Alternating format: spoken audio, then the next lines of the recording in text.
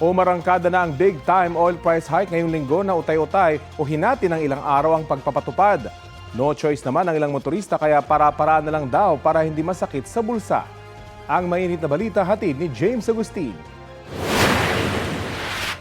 Halos isang oras bago ipinatupad ang taas presyo sa produktong petrolyo, may pila ng mga motorista sa gasolinahang ito sa FPJ Avenue sa Quezon City. Diskarte ng ilan maghanap ng mas murang gasolinahan.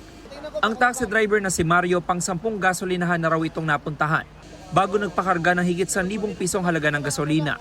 Ay, ang diskarte na lang nito, pipila na lang sa mall kung may mapipilahan. Saka siguro, ang pagpakargahan ng gas, maghahanap talaga ng murang-mura. Kasi wala talagang kikitain. Pila rin ang mga motorisang humahabol na magpakarga sa gasolinahang ito sa Commonwealth Avenue. Ang jeepney driver na si Joey, 600 pesos ng diesel ang pinakarga. May sakay pa siyang mga pasahero na patungo sa North Caloocan. Kung patuloy tayong hindi tayo habol, wala tayong kikitain. Sa taas ng krudo, walang magagawa kailangan maghanap buhay Kasi pag hindi ka maghanap buhay, magugutom ka.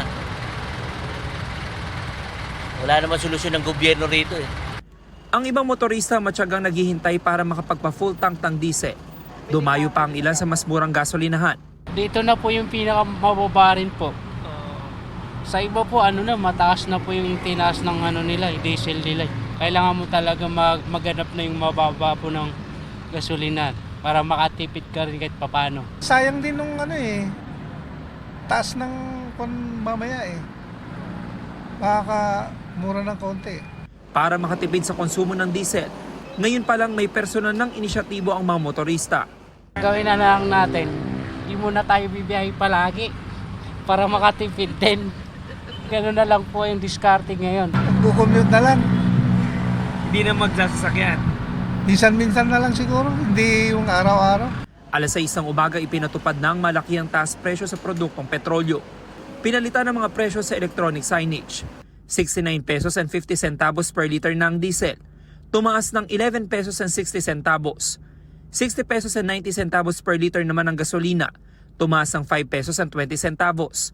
Ang ilang motorista hindi nakahabol sa pagpapakarga. Si James na 40 minuto sa pila, inabutan na siya ng taas presyo. Sisipagan na lang, kaso ganun pa rin Kahit sipagan mo, mauubos din gas mo, may pila ka ulit. Panibago na namang yun din, di ba? Wala tayong magagawa. Laban lang.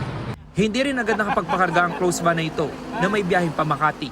Wala magagawa, ganun, kailangan bumiyahe. Ganun talaga.